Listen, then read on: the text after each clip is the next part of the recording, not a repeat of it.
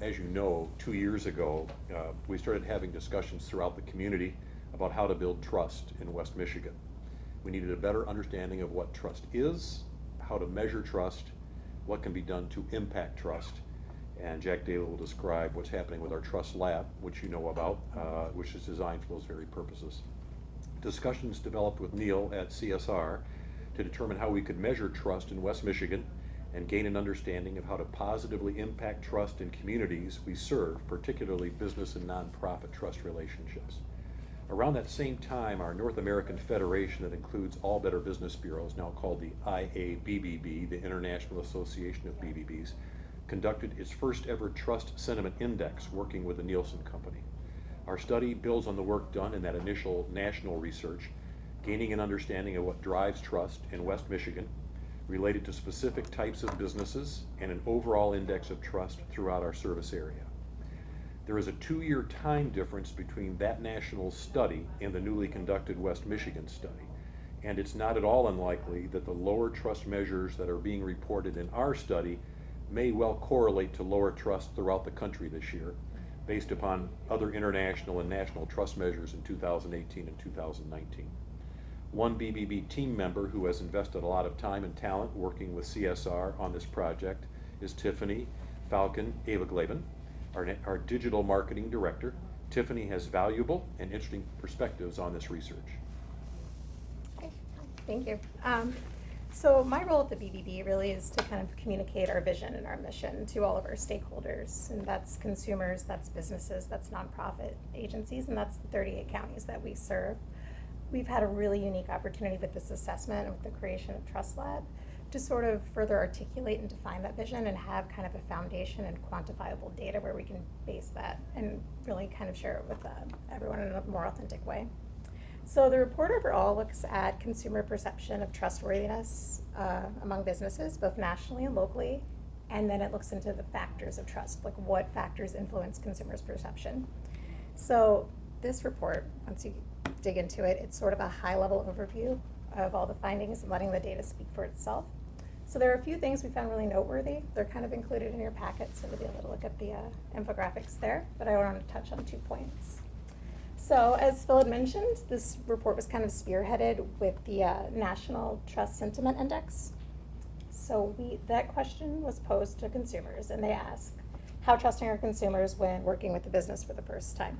And they did it on a scale of 0 to 100, 0 being most skeptical, and 100 being most trusting.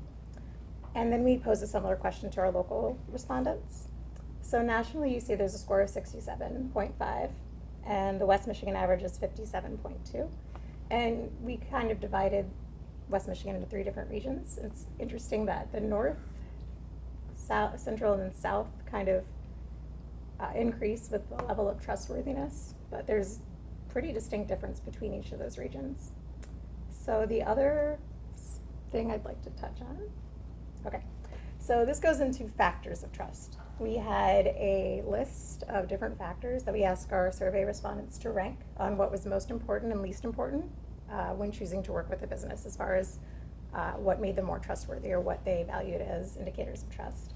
So the most important is good reputation, good customer service, recommendation from family and friends, and least important is advertising, articles on the internet, and social media presence. You can obviously draw lots of conclusions from these, but we did pose some questions and some inferences within the end of our report. But because of this, we have the ability to really expand upon the data that we collected and do subsequent reports, and it's going to let us draw more accurate, more authentic answers to kind of figure out why things are this way. And Neil can touch more on, or is Jack speaking? I'll be talking. Neil's talking now. Yeah. Okay. So Neil can touch on kind of how we collected this data and how it was analyzed and formatted. So. Sure. Thanks, Tiffany. My name's Neil Carlson. I'm the director of the Center for Social Research at Calvin University. As you know, we just adopted that name last month. The name change acknowledged that we've been doing university-like things for decades. The Center for Social Research, or CSR, was founded at Calvin in 1970, and our current office is just around the bend at 2041 Raybrook up the street.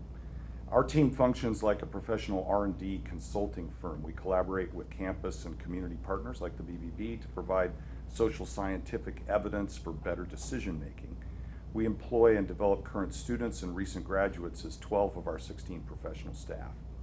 So it's a privilege to bring our expertise to the Trust Lab vision, which leverages our survey data analytics workflow and our relationship with Qualtrics, which provided the panel that these consumers responded from. And as well as my own study of trust and social capital. The public fad has long since passed about social capital, bowling alone, things like that. But research continues to accumulate, demonstrating that trust relationships are literally a source of capital. Trust is a productive resource for economic growth that's at least as important as financial capital and physical machinery. Trust reduces transaction costs and it reduces the risks of innovation. So that means that one way to understand Trust Lab and the survey results, which are 508 people representative of the demographics of these three regions in terms of age and race and gender. We aim to use this information to discover and experiment with new variations on and applications of the BBB's valuable social technologies of accreditation, arbitration, education, collaboration, things like that. So consumers and businesses alike can benefit from clearer self-understanding and firm benchmarks to measure progress toward goals. For example, the new Business Trustworthiness Net Promoter Score, NPS, adapts Bain & Company's widely used metric structure to the trustworthiness of businesses in Western Michigan. And the estimates that we have are negative, or a little below zero, -7 on average across the 38 county region. That does not mean that most customers don't find most businesses trustworthy. What it means is that consumers have had enough negative experiences that they're more likely to pass on negative word of mouth than positive. So the BBB's entire service area stands to benefit significantly if we can work together to move that score into positive territory. I'll leave it there. Sure. My name is Isaac Oswalt, and I own a marketing company and a few other companies here in town. Marketing company's 21 Handshake, and some of the things that we do in our business and the other businesses we have is really setting like a benchmark on where we are in each level of the business, whether it's sales, marketing, operations. Like as a business owner, you want to know where you stand, right? And so this report was awesome to show where West Michigan stands. The second part is, okay, what do I do to go on offense about it? And it's funny that we're talking about things that are like customer service and interaction and people having a positive or negative experience. And I think this is what I get excited about is creating something tangible that allows my companies to actually have a process on how I can deliver a better customer experience, which I know will help increase trust. And trust is this thing in business, like you gotta have it, right? You need to have it with your team, with your vendors if you have that, with your customers. And West Michigan is a place that demands that, to be honestly, demands it more than other areas. And so it's up to us as business owners to really go on offense and figuring out how we can actually be trusted as opposed to just hope it happens. It's time to really instill this stuff, on a daily basis in the business. Thank you, Isaac. I'm Jack Daley, Vice President of Sales and Marketing here at the Better Business Bureau, serving Western Michigan. As mentioned, we're really pleased to present this inaugural report to both consumers and businesses alike. We've been able to generate this first research project through our initiative called Trust Lab, which you've heard of before. But it's unique to Western Michigan, Trust Lab. We created and launched Trust Lab to gather and study information and data and to test methodologies to improve and enhance trust in the marketplace for Western Michigan. And with that in mind, there were a couple of other key findings that are on your infographic that if we could go to those. We wanted to take a look at those industries that were deemed more trustworthy versus less trustworthy. And the first thing that we did is we looked at the 5 national industries that were deemed most trustworthy. And as you can see from this infographic, retail and department stores, banks, hotels, airlines, online retailers scored the highest among the national industries. On the next slide, on the other side of that, as you can see, car dealers, cable and satellite providers, insurance, credit card, and cellular companies scored the lowest. Now, the BBB Western Michigan's database encompasses thousands and thousands of companies. So we wanted to look and make it more localized and look at those industries that are the top 20 types of businesses here in West Michigan. So we wanted to do the same thing and look at those industries, and what we found, that dentists, restaurants, electricians, medical doctors, and charities scored the highest in terms of being deemed trustworthy. On the other hand, used car dealers, apartment and landlords, lawyers, auto repairs, and insurance services scored the lowest. Again, we'd like to thank Neil and his team at Calvin University for their assistance on this in the first study. In addition to these key findings highlighted in the report, we will be releasing additional outcomes, as Tiffany mentioned, and recommendations in the coming months. And we will monitor, and most importantly, monitor the impact of those and what was successful from future recommendations and programs. As Isaac said, we've got a benchmark now. Now we can look going forward, how can we impact it? As I mentioned, Trust Lab is an initiative that goes above and beyond the standard practices of all Better Business Bureaus in the United States. In addition to our 4,100 accredited businesses, we are very grateful to our Trust Lab sponsors. They helped us underwrite this effort and this initiative, and they believe in it. So with the ongoing support of organizations like Amway, BHS Insurance, Blue Cross and Blue Shield of Michigan, Huntington Bank, Mercantile Bank, and Varnum Law, as well as other future sponsors, we will continue to measure trust sentiment in West Michigan. We'll identify trends, and we're going to test ways for organizations, types of businesses, and communities to improve trust with their constituencies.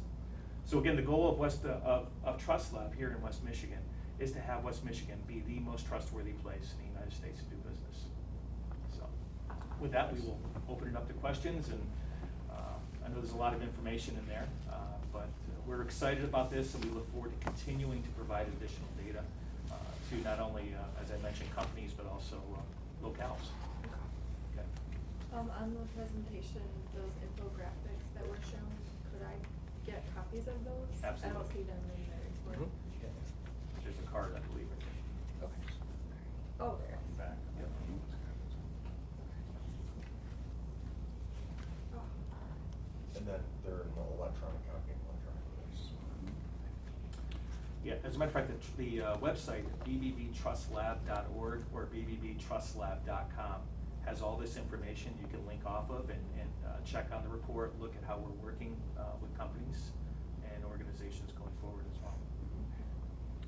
We posted up an interactive Tableau public visualization that can be used to slice and dice the data by a variety of demographics, including the regions and age and gender and things like that as well. Yeah. And that's at BBB. Trustlab.org, all one word.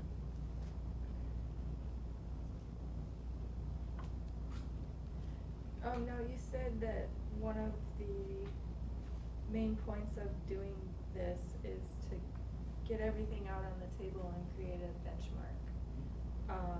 How will that benchmark then be used by BBB to help people increase their trust in the marketplace? That's a great question. I think first and foremost, setting the benchmark, right? We know what we're starting with in those industries that perhaps could use assistance. We're looking at programs, we're looking at stepping stones along the way that companies and types of businesses can actually improve how they're perceived from a trust perspective. If you look at, for instance, contractors or traditional blue-collar trades, licensing as part of that process is key, right? Mm-hmm. So those are the types of things we want to make sure that what's important to consumers, we're able to communicate out and engage our constituents and have them implement some of these findings that we come across. Mm-hmm. Yeah, if you look at that kind of heat graph, you know, with what's most important and least important, I Yeah. think the more we can go out and inform and educate business and nonprofit leaders about what really matters in building trust, there can be a congruence about the strategies that are employed with what that data is telling us. Were any of you surprised by what was most important and least important, and then also by which industries were deemed trustworthy and not trustworthy? I'll start. I think that those industries that were sort of spotlighted as having the least trust are ones that the people in that business, they know they have issues, the used car dealers or law firms or those people know that that's their reputation.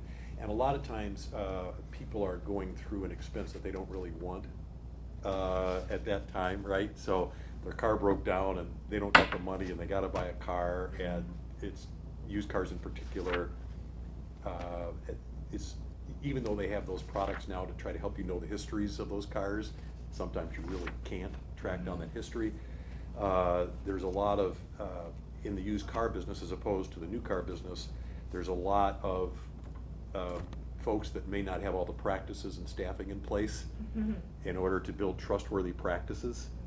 And insurance companies, you think about what they're going through, they're always trying to avoid being taken advantage of or avoid fraudulent practices. And on the other end, you got people saying, hey, I bought insurance for the very reason I'm trying to use it, and you're standing in my way. So there's a lot of anger and frustration about those things. So I guess when you think about it that way, a lot of this makes sense. But we think one other things we've learned through this, and other things that we're doing through our Trust Lab, is there are steps you can take in communication and steps taken in making sure that everyone's on the same page that avoid those disappointing experiences later where trust is lost. I think there's a probably undeserved sort of joke and culture-driven reputation for certain industries, right? That the used car salesman is an icon of untrustworthiness in American culture. And West Michigan might be breaking ground already in terms of being trustworthy in that industry, but because of the power of the trope, of the symbol, of the icon, it doesn't get a grip. So one of the things that we can look at is, are there sort of forms of communication jujitsu that can break out of these sort of patterns and reputational traps that certain professions get in? And can we show an opportunity for specific sectors and businesses to escape that sort of reputational trap? It seems like you alluded to this a little bit, but it seems like consumers who are already in a vulnerable position, the industries that they have to deal with at that time, have an extra burden to prove their trustworthiness. Yeah, and I think so much of it's communication, and sometimes the person who's selling you a product may not fully explore all the implications of whatever that product might be. And so sometimes it's difficult to how, and you get these documents that are this thick that you're supposed to read to figure out all the rules and regs. That's where I think the willingness of an organization to work with you, and that's what we find at BBB every day, because we deal with disputes every day. I think what we find is that those organizations that are willing to work with you and be reasonable and try to understand what you're going through, you tend to feel better about those companies, even if you don't get the result you want, if the way they approach it is positive and trying to be helpful. That's incredibly important.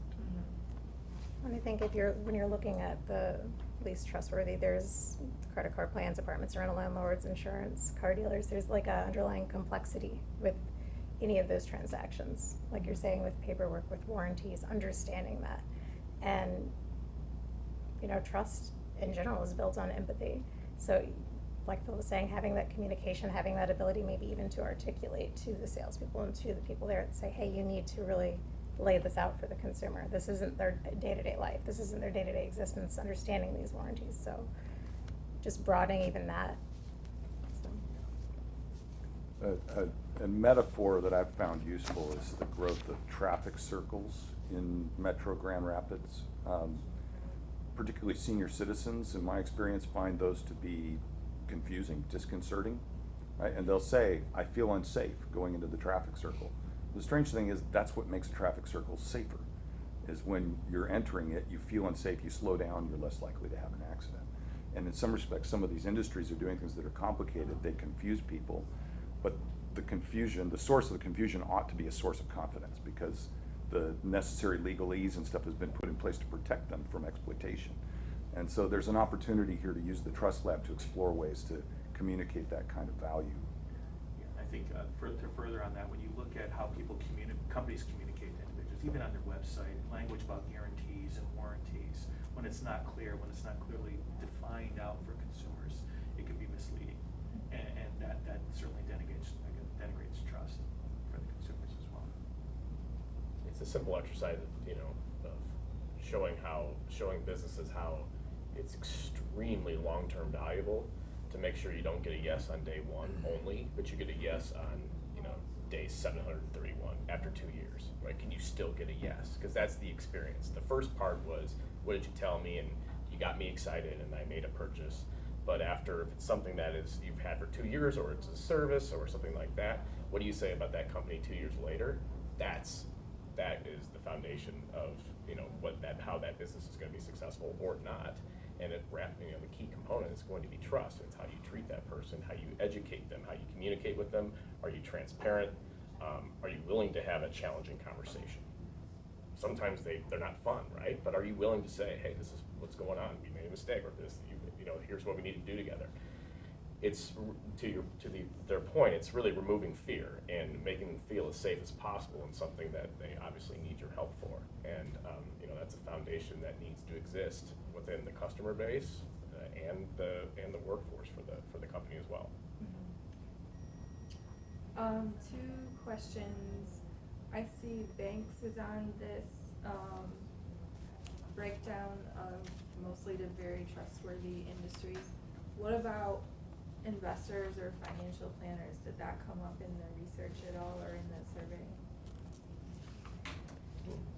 I don't recall those being one of the top 20 most numerous business types. So that's one of those opportunities for the sector to approach the Trust Lab and say, hey, let's do a deeper dive into our sector.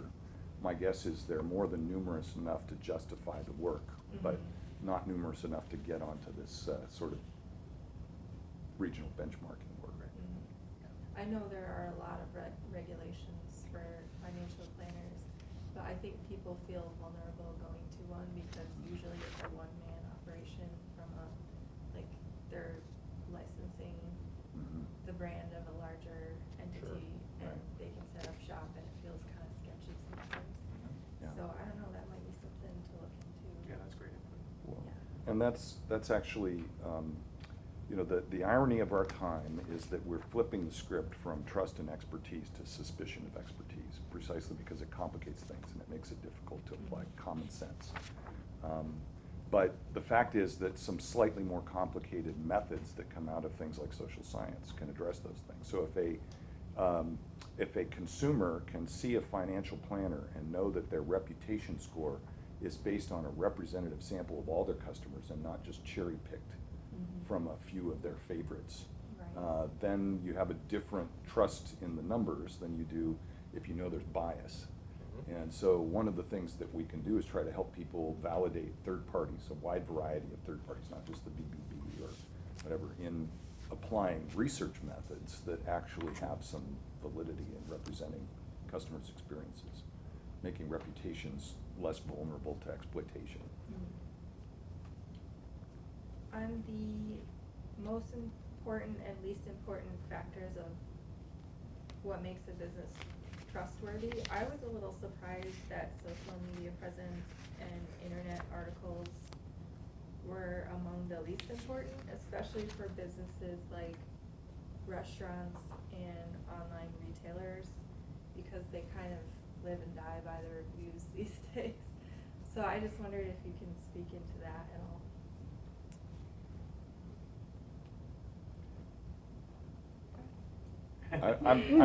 That's actually a really interesting space in which I would guess that one of the opportunities for the BBB is to help people see the value of how to use social media to send more convincing, credible messages that might result in an uptick in the sort of rating of how valuable that is, right? Because right now, I think that may reflect this general suspicion about the quality of information that's conveyed by social media, rather than a statement about its real influence. Okay. Right. Gotcha. Phil, might I ask, is this more a reflection of who's giving the message?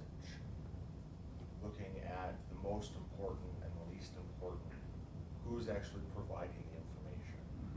I think that's a key part of it, and even the way the question is asked in this particular questionnaire may impact it as well, because it's talking about it was on a scale, and you're naming the most important to least important, and you trusting an organization. And so just the fact that they're on social media may not have any positive or negative influence on how much you trust them, but it's the quality of what's there and the information. So in other words, when you're looking for a restaurant in a big city, that's probably where most of us would go, right? To some social media outlet that's got hundreds of thousands or tens of thousands, because you know by that crowdsourcing, it's likely you're going to get better information. But just because it's there in and of itself does not make it more trustworthy, if that makes sense. Yeah, I mean, I think most of us know when to filter out the kooks. Yeah. Well, and that, See- yeah. We'll see reviews that seem like someone on a tirade. Yes, and one of the things that we're hoping to do, and by our practices at BBB, and we hope that others will also employ, even though there's expense to it, is allowing full transparency of what's gone on and who that person is that's filing. You don't want to name them and open them up, but the fact that they've actually done business with that organization, whether they're going to do a review or make a complaint or whatever, there ought to be proof of that, and the business ought to have a chance to reply to it before it ever sees the light of day. Sure. And that's practices we employ at BBB, and we think for that information to be trustworthy, that's the same kind of thing that they all ought to be doing, and it shouldn't be tied to how much you're spending. Because I think one of the things that you find is that a lot of these now have gone public, and they're very profit driven, and they skew their information to benefit those who are paying them. And in fact, there have been lawsuits where retailers have banded together to try to stop that, and the courts have ruled that that's totally legal and it's okay, because it's a private, you don't have to join this particular social network. It's something you can pay to do, so they're totally within their rights to do that. But that does make every consumer far more skeptical about the adequacy and accuracy of the information, because who's controlling that can make it say whatever they pretty much want it to say based on their needs. You mean as far as advertising? Well, yeah, so Yelp, the lawsuits Okay. particularly I was talking about was Yelp. Okay. And a number of retailers got together and said, hey, I used to get all these things when I was buying ads, and I had all these, everything was showing up, stuff we didn't pay for, but once we started not advertising anymore, all of a sudden the reviews aren't even showing up anymore. There's nothing there. What happened to all those good Oh, things I people see. were saying? Okay. And they filed suit, and the courts ruled that Yelp could do whatever it wants to do. They don't have to put stuff about you on their site. Okay. So you think about, if there's a profit-driven motive on the part of the people running the site, what's on there and why is it there? It's always follow the money, isn't it? Yeah. Always. Need to play that case. Yep.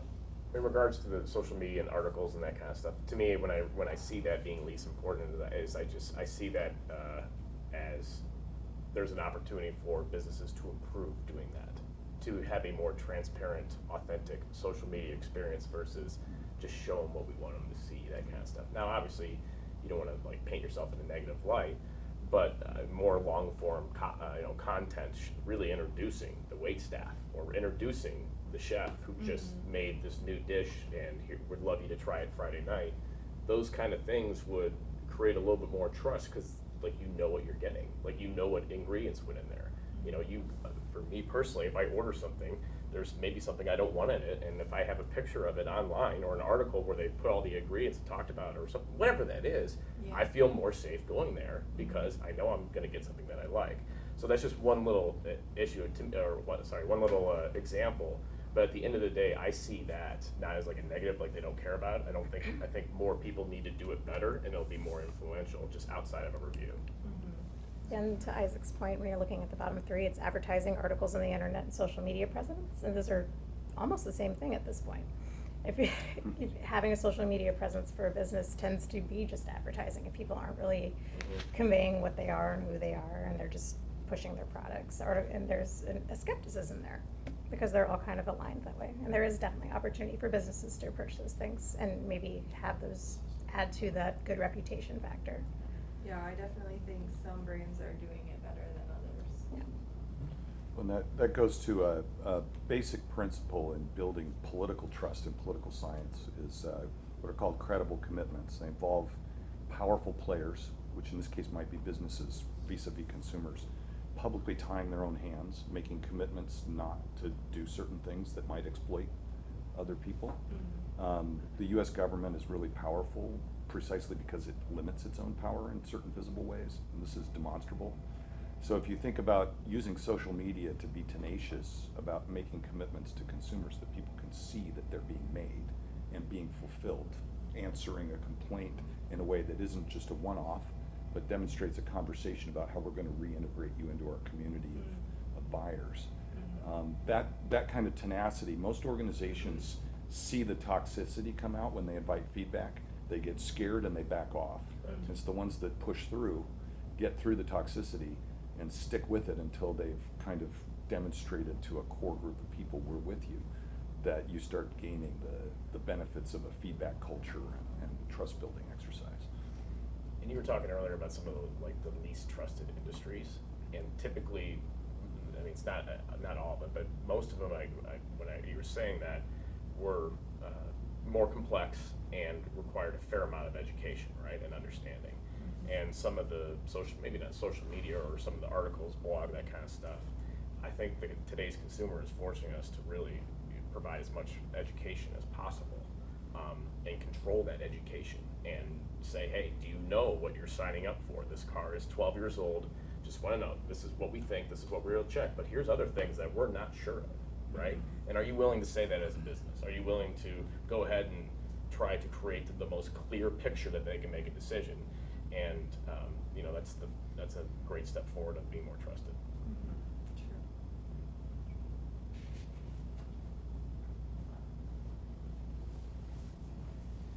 Well, without having dug through the report yet, I think that's all the questions I can muster at this point. Thanks for doing that. Yeah.